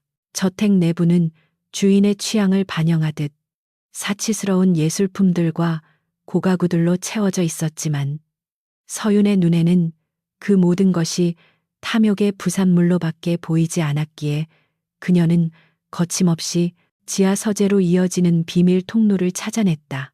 서재의 책장 뒤에 숨겨진 육중한 강철문은 최첨단 생체 인식 시스템으로 보호되고 있었지만 서유는 박상무가 술김에 흘린 정보와 해커가 심어둔 바이러스를 이용해 지문 인식기를 무력화시키는 데 성공했다. 육중한 기계음과 함께 금고문이 열리자 그 안에는 현금 뭉치와 금괴들이 산더미처럼 쌓여 있었지만 서윤의 시선은 그것들을 지나쳐 금고 가장 깊숙한 곳에 놓인 낡은 가죽 장부에 고정되었다. 그것은 한민석이 지난 수년간 정관계 인사들에게 뿌린 뇌물 내역과 불법 비자금의 흐름이 고스란히 적혀 있는 그야말로 판도라의 상자였고 서유는 떨리는 손으로 장부를 집어들며 이것이야말로 한민석의 숨통을 끊어놓을 결정적인 무기임을 확신했다. 그들이 장부를 챙겨 나오려는 순간 밖에서 요란한 사이렌 소리가 울려 퍼지며 보안 요원들이 들이닥쳤는데 예상보다 빠른 발각에 서윤 일행은 당황했지만 곧바로 비상 탈출 계획을 가동했다. 강동우가 연막탄을 터뜨려 시야를 차단하는 사이 서윤은 전문가와 함께 뒷문으로 빠져나가 미리 대기시켜둔 차량에 몸을 실었고 빗길을 뚫고 질주하는 추격전이 시작되었다.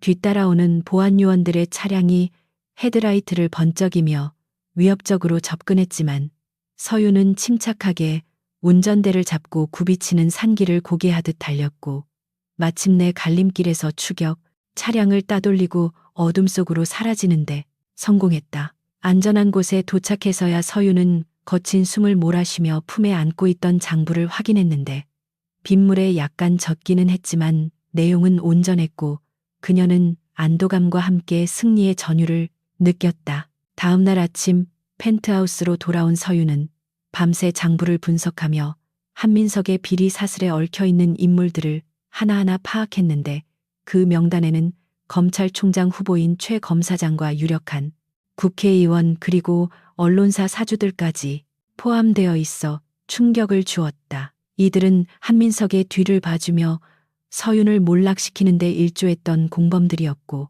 한민석이 위기 때마다 빠져나갈 수 있었던 것도 바로 이 거대한 카르텔 덕분이었다. 서윤은 이 명단을 보며 단순히 한민석 한 명을 제거하는 것으로는 복수가 완성될 수 없음을 깨닫고 이 부패한 카르텔 전체를 붕괴시키기 위한 거대한 판을 짜기로 결심했다.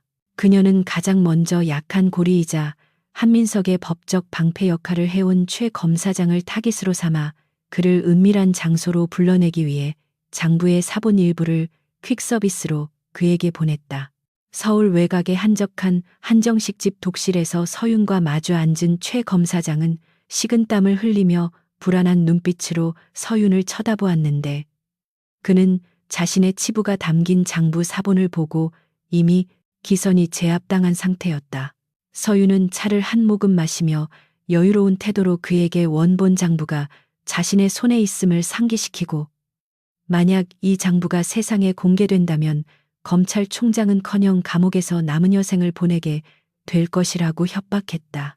최 검사장은 무엇을 원하냐며 떨리는 목소리로 물었고 서윤은 그에게 한민석을 구속 수사할 수 있는 명분과 증거를 합법적으로 만들어 오라는 지시를 내렸다. 그는 처음에는 망설였지만 자신의 목숨줄을 쥐고 있는 서윤의 서늘한 눈빛을 보고는 결국 고개를 끄덕일 수밖에 없었고 서윤은 그에게 충성의 증표로 한민석과의 통화 내용을 녹음해 오라고 덧붙이며 그를 벼랑 끝으로 내몰았다. 한편 별장이 털리고 비밀 장부가 사라졌다는 사실을 알게 된 한민석은 이성을 잃고 날뛰었는데 그는 보안팀장을 골프채로 구타하며 분노를 표출했지만 이미 엎질러진 물이었다. 그는 누가 범인인지 짐작조차 하지 못하다가 문득 파티장에서 마주쳤던 진희수의 눈빛을 떠올리고는 설명할 수 없는 불안감에 휩싸였지만 설마 그녀가 그런 대담한 짓을 저질렀을 것이라고는 믿고 싶지 않았다. 그는 급하게 최 검사장과 정계 인사들에게 연락을 취해 도움을 요청하려 했지만 평소라면 바로 전화를 받았을 그들이 약속이나 한 듯 연락을 피하거나 바쁘다는 핑계를 대며 그를 멀리하기 시작했다. 한민석은 자신이 거미줄에 걸린 파리처럼 고립되어 가고 있음을 직감했고 그동안 돈으로 쌓아 올린 인맥이 얼마나 허망한 것인지 뼈저리게 느끼며 공포에 떨었다. 서윤은 한민석의 숨통을 더욱 조이기 위해 섀도우 네트워크를 통해 그가 해외로 도피하려 한다는 가짜뉴스를 퍼뜨렸고 이에 채권단과 주주들은 동요하며 당장 한민석의 출국 금지를 요청하고 나섰다. 은행들은 대출 회수를 압박하며 화인그룹의 자금줄을 완전히 차단했고 계열사 사장들조차 한민석의 지시를 따르지 않고 눈치를 보며 각자 살 길을 모색하기 시작했다. 그룹 내부에서는 한민석이 곧 물러날 것이라는 소문이 파다하게 퍼졌고 직원들은 동요하며 업무에 집중하지 못했는데 이 모든 혼란의 중심에는 보이지 않는 손으로 상황을 조종하는 서윤이 있었다. 그녀는 한민석이 스스로 무너지는 과정을 즐기며 그의 주변 인물들을 하나씩 포섭하거나 제거해 나갔고 한민석의 제국은 기초부터 썩어 들어가 붕괴 직전에 이르렀다. 궁지에 몰린 한민석은 최후의 수단으로 서윤의 정체를 밝혀내기 위해 사설 탐정을 고용하고 이클립스의 뒤를 캐기 시작했는데 그 과정에서 강동우와 과거 한서윤의 관계가 드러나는 단서를 포착하게 되었다. 그는 진희수가 바로 자신이 죽인 줄 알았던 이복 동생 한서윤일지도 모른다는 의심을 품게 되었고 그 의심이 확신으로 바뀌는 순간 극심한 공포와 함께 살의를 느꼈다. 그는 서윤을 제거하기 위해 암살자를 고용하려 했지만 이미 그의 자금줄은 모두 동결된 상태였고 그가 믿었던 비서실장마저 서윤에게 매수되어 그의 모든 계획을 서윤에게 상텄습니다. 보고하고 있었다. 서윤은 한민석의 살인 청부 계획까지 미리 알고 있었기에 오히려 그를 역으로 함정에 빠뜨릴 준비를 하며 그가 마지막 발악을 하기를 기다렸다. 서윤은 강동우를 시켜 화인그룹의 임시 주주총회 소집을 요구했는데 안건은 현 경영진의 해임과 전문 경영인 도입이었다. 소액 주주들과 기관 투자자들은 이클립스의 제안에 열광하며 위임장을 써주었고 서윤 측은 이미 과반수에 가까운 우호 지분을 확보한 상태였다. 주주총회 날짜가 다가올수록 한민석은 미쳐가고 있었는데 그는 집무실에 틀어박혀 누구도 만나지 않고 혼잣말을 중얼거리며 술에 절어 살았다.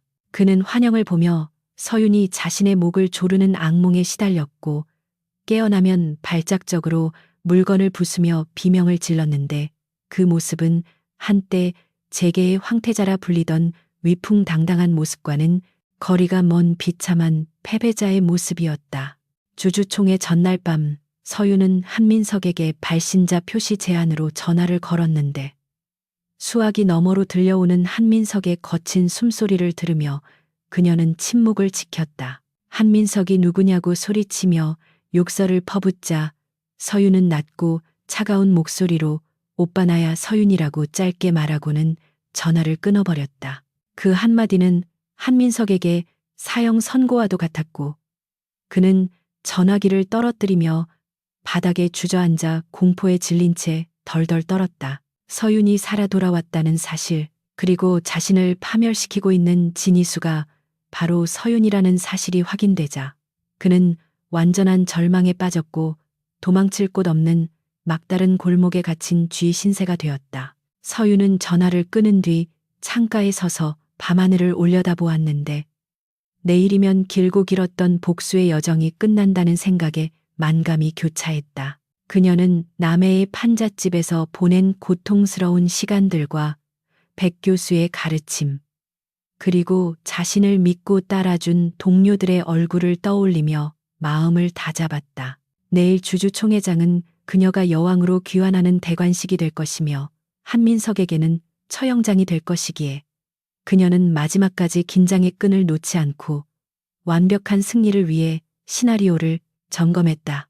그녀는 옷장에서 내일 입을 새하얀 정장을 꺼내 걸어두었는데 그것은 10년 전 그녀가 부회장 취임식 날 입으려 했던 옷과 같은 디자인이었고 이는 그녀가 잃어버린 과거를 되찾고 새로운 미래를 열겠다는 의지의 표현이었다. 화인그룹 본사 대강당은 임시 주주총회 시작 1시간 전부터 몰려든 주주들과 취재진으로 발디딜 틈 없이 붐비고 있었는데 그곳의 감도는 공기는 마치 폭풍 전야의 바다처럼 무겁고 위태롭게 가라앉아 있어 숨조차 쉬기 힘들 지경이었다. 단상 중앙 의장석에 앉아 있는 한민석은 며칠 전과는 비교도 안 될 만큼 수척해진 모습이었는데 간질한 눈과 거칠어진 피부, 그리고 불안하게 떨리는 손끝은 그가 지금 얼마나 극심한 공포와 스트레스에 시달리고 있는지를 적나라하게 보여주고 있었다. 그는 계속해서 물을 마시며 타오르는 목을 축이려 했지만 갈증은 해소되지 않았고 단아에서 자신을 노려보는 수백 개의 살기 어린 눈동자들을 마주할 때마다 심장이 조여오는 듯한 압박감을 느꼈다. 주주들은 이미 폭락한 주가와 회사의 비리 의혹의 분노가 극에 달해 있었고 곳곳에서 한민석의 퇴진을 요구하는 고성이 터져나오자 경호원들이 이를 제지하느라 진땀을 빼는 아수라장이 연출되고 있었다. 개회 선언과 함께 한민석이 마이크를 잡고 떨리는 목소리로 변명을 시작했는데 그는 이번 위기가 외부 세력의 악의적인 공격 때문이며 리조트 사업만 성공하면 모든 것이 해결될 것이라는 뻔한 거짓말을 늘어놓았다. 하지만 주주들은 야유를 보내며 물병과 팸플릿을 단상으로 집어 던졌고 한민석은 날아오는 물건들을 피하며 비굴한 표정으로 제발 자신의 진심을 믿어달라고 호소했지만 이미 신뢰는 바닥에 떨어진 상태였다. 그때 회의장 뒷문에 육중한 문이 열리며 밝은 조명이 쏟아져 들어왔고 장내의 소란이 일순간 멈추며 모든 시선이 그곳으로 쏠렸는데 그 빛을 등지고 걸어 들어오는 인물들은 바로 이클립스 인베스트먼트의 대표 강동우와 하얀 정장을 입은 한 여성이었다. 그녀는 지난번 파티 때와는 달리 짙은 화장을 지우고 단정한 단발머리에 날카로운 눈빛을 하고 있었는데 그 모습은 과거 화인그룹의 후계자였던 한서윤의 전성기 시절을 연상케 할 만큼 당당하고 위엄이 넘쳤다. 강동우가 단상 아래에 서서 마이크를 잡고 이클립스 인베스트먼트가 화인그룹의 최대 주주로서 현 경영진의 해임과 법적 책임을 묻기 위해 이 자리에 섰음을 선포하자 장내는 웅성거림으로 가득 찼다. 한민석은 강동우 옆에 서 있는 여자를 뚫어지게 쳐다보며 그녀가 진희수인지 아니면 어제 전화 속의 목소리 주인공인 한서윤인지 혼란스러워했는데 그녀가 천천히 선글라스를 벗고 고개를 들자 드러난 얼굴은 의심할 여지 없는 한서윤이었다. 죽은 줄 알았던, 아니면 폐인이 되어 사라진 줄 알았던 그녀가 지옥에서 살아 돌아와 자신의 눈앞에 서 있다는 사실에 한민석은 다리에 힘이 풀려 주저앉을 뻔했고 입술이 파르르 떨려 아무런 말도 하지 못했다. 서윤은 그런 한민석을 향해 서늘한 미소를 보내며 단상으로 올라갔는데 그녀의 구두 굽소리가 또각또각 울려 퍼질 때마다 한민석의 심장은 마치 카운트다운을 세는 시한폭탄처럼 요동쳤다. 서윤은 단상 중앙에 서서 주주들을 둘러보며 침착하고 또렷한 목소리로 인사를 건넸는데 그녀는 자신이 투자자 진희수가 아닌 화인그룹의 전무이자 합법적인 후계자 한서윤임을 공식적으로 선언했다. 장내는 경악과 충격으로 물들었고 기자들은 특종을 잡기 위해 미친 듯이 플래시를 터뜨렸는데 서윤은 그 빛 속에서도 눈 하나 깜짝하지 않고 지난 2년간 자신이 겪었던 억울한 누명과 한민석의 추악한 음모를 낱낱이 고발하기 시작했다.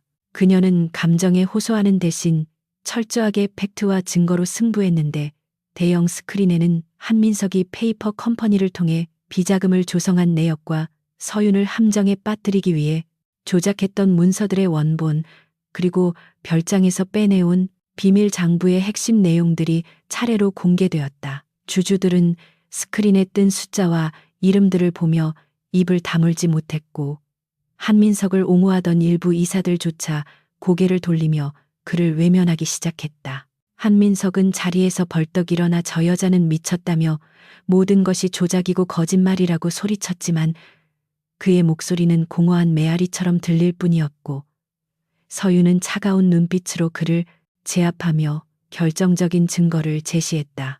스피커를 통해 흘러나온 것은 한민석이 박상무와 대화하며 서윤을 감옥에 보내고 회사를 차지하려는 계획을 모의하는 육성 녹음 파일이었는데 그 적나라하고 비열한 목소리는 그가 쓰고 있던 가면을 산산조각 내버리기에 충분했다. 녹음 파일에서 한민석은 아버지가 쓰러진 틈을 타 이사회를 매수하고 서윤을 사회적으로 매장시킬 구체적인 방법을 지시하고 있었고 심지어 필요하다면 그녀를 죽여서라도 후환을 없애야 한다는 섬뜩한 내용까지 담겨 있었다.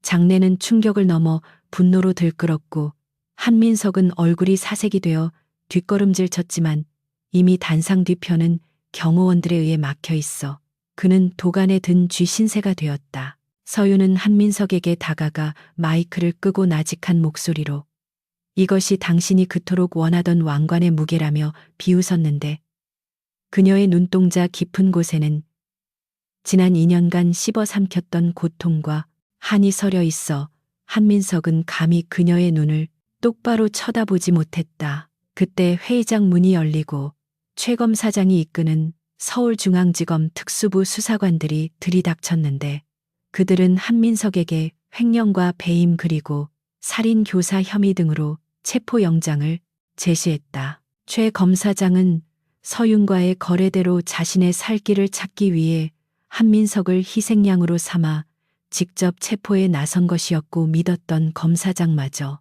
자신에게 수갑을 채우려 하자 한민석은 배신감에 치을 떨며 발악했다. 그는 수사관들을 뿌리치고 서윤에게 달려들며 네가 나를 망쳤다고 저주를 퍼부었지만 강동우가 그를 막아서며 바닥에 제압했고 한민석은 차가운 바닥에 얼굴을 처박힌 채 짐승 같은 울부짖음을 토해냈다. 수백 대의 카메라가 한민석이 수갑을 차고 끌려가는 모습을 생중계했고 한때 재계의 기리나로 추앙받던 그의 몰락은 그 어느 드라마보다 더 극적이고 비참하게 전 세계로 타전되었다. 서윤은 그가 끌려나가는 뒷모습을 보며 묘한 허탈감을 느꼈지만 동시에 가슴 깊은 곳에 맺혀있던 응어리가 풀리는 듯한 해방감을 맛보았고 이제야 비로소 제대로 된 숨을 쉴 수 있을 것 같았다.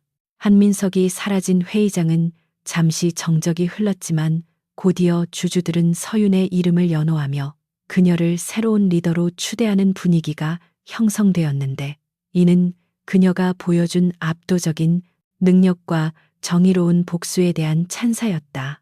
서윤은 다시 마이크를 잡고 주주들에게 깊이 고개 숙여 사과하며 화인그룹을 뿌리부터 개혁하여 다시는 이런 비극이 되풀이되지 않도록 하겠다는 약속을 건넸다. 주주총회가 끝나고 회의장이 텅 빈 뒤에도 서유는 오랫동안 단상에 홀로 서 있었는데 텅 빈 객석을 바라보며 그녀는 지난날 아버지와 함께 이 자리에 섰던 기억을 떠올렸다. 아버지는 비정한 승부사였지만 결국 자식 농사에는 실패했고 그 결과 회사는 큰 위기를 겪었지만 서유는 그 폐허 위에서 다시 시작할 준비가 되어 있었다. 그녀는 주머니에서 낡은 만년필을 꺼내 만지작거렸는데 그것은 백 교수가 그녀를 떠나보내며 선물로 준 것으로 펜 끝에는 진실을 쓰는 자만이 세상을 바꿀 수 있다는 문구가 새겨져 있었다. 서유는 그 만년필을 가슴에 품으며 이제 복수는 끝났지만 진정한 싸움은 지금부터 시작이라는 것을 직감했고 그녀가 짊어져야 할 무게가 결코 가볍지 않음을 되새겼다. 회의장 밖으로 나오자 복도에는 배신자 박상무와 한민석의 측근 임원들이 줄지어 서서 고개를 숙이고 처분만을 기다리고 있었는데 그들의 모습은 마치 도살장에 끌려온 소처럼 불안하고 초조해 보였다. 서유는 그들을 차가운 눈으로 일별하며 강동우에게 지시해 그들 전원의 사표를 수리하고 횡령한 자금을 모두 환수하라고 명령했는데 그녀에게 자비란 없었고 오직 원칙과 정의만이 있을 뿐이었다. 박상무가 서윤의 바짓가랑이를 잡고 한 번만 용서해달라며 매달렸지만 서윤은 더러운 것을 털어내듯 발을 빼며 기회는 한 번뿐이었고 당신은 그 기회를 이미 차버렸다고 냉정하게 말했다. 그녀는 뒤도 돌아보지 않고 엘리베이터에 올랐고 닫히는 문틈 사이로 절망에 빠진 배신자들의 통곡 소리가 들려왔지만 그녀의 표정에는 미동조차 없었다. 최상층 회장 집무실로 돌아온 서유는 주인이 사라진 빈 의자를 바라보았는데 그 자리는 권력의 정점이자 고독의 끝이라는 백 교수의 말이 귓가에 맴돌았다. 그녀는 의자에 앉아 책상 위에 놓인 한민석의 명패를 쓰레기통에 집어던지고 창밖을 내다보았는데 비가 그치고 구름 사이로 햇살이 비치며 서울 시내가 황금빛으로 물들고 있었다. 그것은 마치 긴 어둠의 터널을 지나온 그녀를 축복하는 듯한 풍경이었고 서유는 그 빛을 받으며 눈을 감고 깊은 생각에 잠겼다. 그녀는 이제 화인그룹이라는 거대한 제국을 통치하는 여왕이 되었지만 그 왕관은 화려한 보석이 아닌 가시덤불로 만들어진 것임을 누구보다 잘 알고 있었다. 강동우가 들어와 앞으로의 계획을 묻자 서유는 이클립스 인베스트먼트를 화인그룹의 지주회사로 전환하고 전문 경영인 체제를 도입하여 소유와 경영을 분리하겠다는 파격적인 구상을 밝혔다. 그녀는 자신이 전면에 나서 회장직을 맡는 대신 뒤에서 이사회를 감독하고 전략을 수립하는 그림자 왕으로 남기를 원했는데 이는 권력에 취해 타락했던 한민석과 아버지의 전철을 밟지 않기 위함이었다. 강동우는 서윤의 결정에 놀라움을 표하면서도 그녀의 깊은 뜻을 이해하고 고개를 끄덕였으며 그녀야말로 진정한 리더의 자격을 갖춘 사람이라고 마음속으로 존경을 표했다. 서윤은 강동우에게 그룹의 정상화를 맡기고 자신은 잠시 재충전의 시간을 갖겠다고 말했는데 그녀가 가고 싶은 곳은 화려한 휴양지가 아닌 남해의 그 작은 판잣집이었다. 그날 저녁 서윤은 병원에 입원해 있는 아버지를 찾아갔는데 뇌졸중으로 쓰러져 의식이 없는 한 회장은 산소 호흡기에 의지해 간신히 숨만 쉬고 있는 상태였다. 서윤은 앙상하게 마른 아버지의 손을 잡고 모든 것이 제자리로 돌아왔음을 알렸는데 비록 아버지가 듣지는 못하더라도 영혼만은 알고 있으리라 믿었다. 그녀는 아버지가 자신을 버렸던 것을 원망하지 않는다고 말하며 그 덕분에 자신이 강해질 수 있었고 세상을 보는 눈을 떴다고 고백했다. 하지만 그녀는 아버지처럼 비정한 괴물은 되지 않을 것이며 사람을 귀하게 여기는 기업을 만들겠다는 다짐을 남기고 병실을 나섰다. 복도 끝에서 그녀를 기다리고 있는 수행원들의 모습을 보며 서유는 이제 자신이 걸어가야 할 길이 외롭지만 결코 피할 수 없는 운명임을 받아들이고 당당하게 발걸음을 옮겼다. 한민석의 구속과 경영진의 전면 교체라는 초유의 사태를 겪은 후 화인그룹은 마치 거대한 폭풍이 휩쓸고 지나간 폐허처럼 위태로워 보였지만 그 이면에서는 그 어느 때보다 빠르고 정교한 재건 작업이 진행되고 있었다.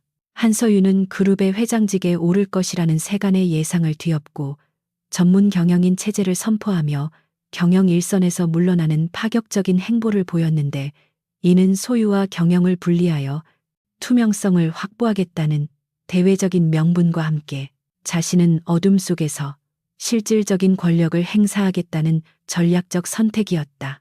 그녀는 대중의 스포트라이트를 받는 화려한 꼭두각시가 되기보다는 무대 뒤에서 인형의 줄을 조종하는 연출가가 되기를 자처했고, 그 결과 화인그룹의 주가는 바닥을 치고 급반등하며 시장의 신뢰를 회복하기 시작했다. 언론은 그녀의 결단을 노블레스 오블리주의 실현이라며 치켜세웠지만 그녀가 구축한 새로운 지배 구조는 그 어떤 독재자의 성체보다 견고하고 폐쇄적이었다. 서유는 이클립스 인베스트먼트를 지주회사로 전환하여 그룹 전체를 수직 계열화하고 감사팀의 권한을 대폭 강화하여 계열사 사장들의 일거수일투족을 감시할 수 있는 시스템을 구축했는데, 이것은 흡사 국가정보기관을 방불케 하는 치밀한 감시망이었다. 그녀의 집무실은 본사 건물의 가장 높은 층이 아닌 외부인의 출입이 철저히 통제되는 별관의 깊숙한 곳에 마련되었고, 그곳에는 창문 하나 없이 오직 수십 개의 모니터와 통신 장비들만이 가득 차 있었다. 그녀는 이곳에서 매일 아침 전 계열사의 자금 흐름과 임원들의 동향 보고서를 검토하며 보이지 않는 손으로 거대한 제국을 통치했는데, 직원들은 회장님의 모습은 볼 수 없었지만 공기 중에 떠다니는 서늘한 긴장감을 통해 그녀의 존재를 항상 느낄 수 있었다. 이것이 바로 서윤이 원했던 그림자 왕의 통치 방식이었고, 그녀는 절대적인 권력을 쥐었으되 그 누구에게도 간섭받지 않는 고독한 자유를 누리게 되었다. 구치소에 수감된 한민석에 대한 재판은 국민적인 공분 속에서 신속하게 진행되었고, 그는 변호인단마저 등을 돌린 고립무원의 상태에서 징역 25년이라는 중형을 선고받았다. 선고 공판이 있던 날, 서유는 법정에 출석하지 않고 집무실 모니터를 통해 그 장면을 지켜보았는데, 푸른 수의를 입고 초라하게 늙어버린 한민석의 얼굴에서는 과거의 오만함이나 도끼는 찾아볼 수 없었고, 오직 죽음만을 기다리는 짐승의 공허한 눈빛만이 남아있었다. 그가 판결을 듣고 고개를 떨구는 순간 서유는 통쾌함보다는 인생 무상이라는 씁쓸한 감정을 느꼈지만, 그것은 동정이 아니라 패배자에 대한 냉정한 확인 사살과도 같은 감정이었다.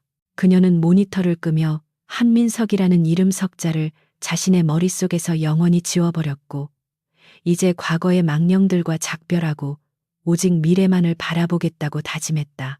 그룹의 안정화 작업이 마무리될 무렵 서유는 강동우를 불러 그를 그룹의 총괄 부회장으로 임명하며 대외적인 얼굴 역할을 맡겼는데, 그는 서윤의 가장 충실한 신복이자 그녀의 의지를 대변하는 대리인이었다.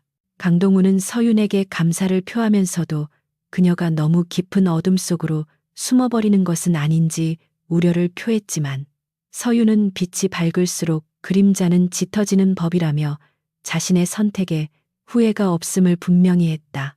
그녀는 강동우에게 회사의 성장은 당신에게 맡길 테니 자신은 회사의 생존과 리스크를 관리하겠다고 말하며 역할 분담을 명확히 했고, 두 사람은 굳건한 신뢰를 바탕으로 화인그룹의 새로운 시대를 열어나갔다. 서유는 이제 더 이상 증명할 것이 없는 위치에 올랐지만 마음 한구석에는 아직 해결하지 못한 숙제가 남아 있었고, 그것은 자신을 괴물로 다시 태어나게 해준 스승백 교수를 찾아가는 일이었다. 어느 늦가을 서유는 수행원도 없이 홀로 차를 몰고 남해로 향했는데, 차창 밖으로 스쳐 지나가는 붉은 단풍들은 2년 전 그녀가 절망을 안고 이곳을 찾았을 때의 풍경과는 사뭇 다른 느낌으로 다가왔다. 고속도로를 달리는 동안 그녀는 자신의 손을 내려다보았는데 굳은 살은 많이 사라졌지만 그 안에 담긴 힘과 무게는 비교할 수 없을 만큼 커져 있었고 그녀는 자신이 겪어온 지옥 같은 시간들이 헛되지 않았음을 확인했다. 남해의 작은 어촌 마을에 도착했을 때 바다 냄새는 여전히 비릿하고 거칠었지만 서윤에게는 그 냄새가 마치 고향의 향기처럼 편안하게 느껴졌고 그녀는 차를 세워두고 익숙한 산길을 걸어 올라갔다. 절벽 위에 위태롭게 서 있는 낡은 판잣집은 변함없이 그 자리를 지키고 있었고 굴뚝에서는 여전히 희미한 연기가 피어오르고 있어 그녀의 가슴을 뭉클하게 만들었다. 서윤이 문을 열고 들어서자 백 교수는 낡은 소파에 누워 책을 읽고 있다가 인기척을 느끼고 천천히 고개를 돌렸는데 그의 눈빛은 여전히 날카로웠지만 입가에는 옅은 미소가 번지고 있었다. 그는 서윤의 화려한 옷차림이나 성공한 모습에는 관심이 없다는 듯 퉁명스럽게 밥은 먹고 다니냐고 물었고 서윤은 그 투박한 한마디에 코끝이 찡해지며 눈시울이 붉어졌다. 그녀는 가져온 최고급 양주를 꺼내놓으며 스승님 덕분에 목숨을 건지고 제국을 되찾았다고 정중하게 인사를 올렸지만 백 교수는 콧방귀를 뀌며 그건 네가 악착같이 살아남은 덕분이지 내 덕이 아니라고 손사래를 쳤다. 두 사람은 말없이 술잔을 기울였고 파도 소리가 배경음악처럼 깔리는 가운데 서윤은 그동안 있었던 일들을 담담하게 털어놓으며 자신이 느꼈던 고뇌와 갈등 그리고 승리의 순간들을 스승과 공유했다. 백 교수는 서윤의 이야기를 끝까지 듣고 나서 빈잔을 채우며 이제 왕좌에 앉았으니 행복하냐고 물었는데 그 질문은 서윤의 폐부를 찌르는 예리한 송곳과 같았다. 서윤은 잠시 침묵하다가 행복하지는 않지만 후회하지는 않는다고 대답하며 권력이란 행복을 주는 도구가 아니라 책임을 짊어지는 형벌과도 같다는 것을 깨달았다고 고백했다. 백 교수는 만족스러운 듯 고개를 끄덕이며 네가 드디어 장사꾼이 아니라 지배자의 눈을 갖게 되었다고 칭찬했고 이제 하산해도 되겠다는 농담을 던졌다. 그는 서윤에게 앞으로 네가 걷게 될 길은 더욱 외롭고 험난할 것이며 때로는 너 자신조차 의심하게 되는 순간이 올 것이라고 경고했지만 서윤은 어떤 어둠이 닥쳐도 스스로 빛을 내는 법을 배웠기에 두렵지 않다고 답했다. 그날 밤 서윤은 판잣집에서 하룻밤을 묵으며 백 교수와 많은 대화를 나누었는데 그들은 경제와 정치 그리고 인간의 본성에 대해 밤새도록 토론했고 그것은 서윤에게 그 어떤 경영, 대학원 수업보다 값진 시간이었다. 백 교수는 서윤에게 진정한 강함은 남을 짓밟는 것이 아니라 짓밟히지 않을 힘을 가지고도 남을 포용하는 여유에서 나온다고 조언하며 부디 괴물이 되지 말고 인간으로 남으라고 당부했다. 서윤은 스승의 마지막 가르침을 가슴 깊이 새기며 날이 밝으면 다시 전쟁터 같은 서울로 돌아가야 한다는 사실을 상기했다. 새벽녘이 되어 동이 트자 붉은 태양이 수평선 위로 솟아올랐고 서윤은 바다를 바라보며 지난날의 상처와 증오를 모두 파도에 씻어보내고 새로운 시작을 다짐했다. 서울로 돌아오는 길에 서윤은 강동으로부터 긴급 보고를 받았는데 경쟁그룹이 화인그룹의 경영권 방어에 틈이 생긴 줄 알고 적대적 인수 합병을 시도하려는 움직임이 포착되었다는 내용이었다. 서윤은 운전대를 잡은 손에 힘을 주며 입가에 차가운 미소를 지었는데 평화로운 시간은 끝났고 다시 사냥을 시작할 때가 되었음을 직감했다. 그녀는 즉시 비서실에 전화를 걸어 비상대책회의를 소집하고 섀도우 네트워크를 가동하여 상대방의 약점을 파악하라고 지시했는데 그녀의 목소리에는 일말의 망설임도 없었다. 이제 그녀는 누군가의 가르침을 받는 학생도 복수심에 불타는 피해자도 아닌 화인그룹을 철통같이 지키는 절대 군주로서 전장에 나설 준비가 되어 있었다. 본사에 도착한 서윤은 정문이 아닌 비밀 통로를 통해 자신의 집무실로 향했는데 어둠 속을 걸어가는 그녀의 발걸음 소리는 규칙적이고 단호했다. 집무실에 들어서자 수십 개의 모니터가 일제히 켜지며 전 세계의 주식시장과 뉴스들이 화면 가득 쏟아져 나왔고, 서유는 의자에 앉아 그 혼돈의 정보들을 내려다보았다. 그녀는 자신이 만든 이 거대한 감옥이자 성체 안에서 영원히 갇혀 살아야 할 운명임을 받아들였지만, 그것은 그녀가 스스로 선택한 길이기에 고통스럽지 않았다. 그녀는 책상 서랍에서 백 교수가 준 만년필을 꺼내 결제 서류에 서명하며 화인그룹의 새로운 역사를 써 내려가기 시작했고, 그녀의 그림자는 도시 전체를 덮을 만큼 거대하게 자라나고 있었다. 세월이 흘러 화인그룹은 글로벌 초일류 기업으로 성장했고, 대한민국 경제를 지탱하는 거대한 기둥이 되었지만, 회장의 정체에 대해서는 여전히 베일에 쌓여 있어 온갖 전설 같은 소문만이 무성했다. 사람들은 그녀를 가리켜 그림자 여왕 또는 재벌가의 유령이라 부르며 경외했지만, 정작 서유는 그 어떤 칭호에도 연연하지 않고 묵묵히 자신의 할 일을 해나갔다. 그녀는 가끔 집무실 창가에 서서 화려하게 빛나는 서울의 야경을 내려다보며 자신이 지켜낸 것들과 잃어버린 것들을 저울질해 보곤 했지만, 그 저울은 항상 평형을 유지하고 있었다. 그녀에게는 가족도 친구도 없었지만, 그녀가 지켜야 할 수십만 명의 직원들과 그들의 가족이 있었기에 그녀는 고독을 친구 삼아 오늘도 어둠 속에서 깨어 있었다. 어느 눈 내리는 겨울밤, 서유는 퇴근길에 차를 세우고 예전에 자신이 살았던 펜트하우스 근처를 거닐었는데, 거리의 사람들은 두꺼운 외투를 입고 종종 걸음을 치며 어디론가 바쁘게 움직이고 있었다. 그녀는 쇼윈도에 비친 자신의 모습을 바라보았는데, 그 속에는 세월의 흔적이 묻어나는 중년의 여인이 서 있었지만, 눈빛만은 20대 시절보다 더 맑고 깊게 빛나고 있었다. 그녀는 문득 편의점에 들러 캔커피 하나를 사서 따뜻한 온기를 느끼며 벤치에 앉았는데, 세상의 평범한 행복과는 거리가 먼 삶을 살았지만 후회 없는 인생이었다고 스스로를 위로했다. 눈송이가 그녀의 어깨 위에 소복이 쌓이고 도시는 고요한 잠에 빠져들고 있었지만, 서윤의 정신은 그 어느 때보다 맑게 깨어 있었고, 그녀는 다시 차가운 바람을 맞으며 자신의 왕국으로 돌아갔다. 이야기는 여기서 끝이 나지만, 함정에 빠졌던 여왕이 절망을 딛고 일어나 재벌가의 그림자 왕으로 군림하게 된 전설은 오랫동안 사람들의 입에 오르내리며 회자되었다. 한서윤이라는 이름은 잊혀졌을지 몰라도 그녀가 남긴 발자취와 그녀가 세운 질서는 영원히 지워지지 않는 각인처럼 세상에 남게 되었다. 그녀는 어둠 속에서 빛을 지키는 파수꾼이자 스스로 어둠이 되어버린 슬픈 영웅이었으며, 그것이 바로 그녀가 선택한 그리고 그녀에게 주어진 운명이었다. 지금도 서울 어딘가 보이지 않는 곳에서 그녀는 세상을 응시하며 자신만의 체스판 위에서 말을 움직이고 있을 것이며, 그녀의 게임은 세상이 끝나는 날까지 계속될 것이다.